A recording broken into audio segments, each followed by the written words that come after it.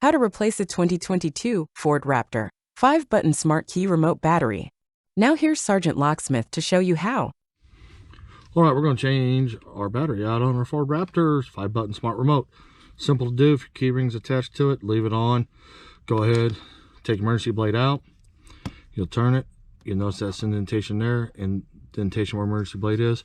Take your emergency key, push down right in that spot.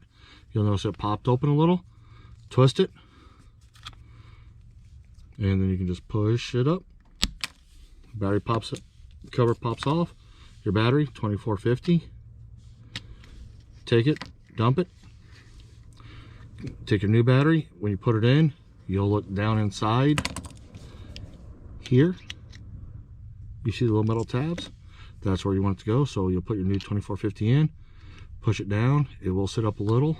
Take your back cover, put it on, snap it together, put your emergency blade in, and there you go. You got it done. Thanks again for watching.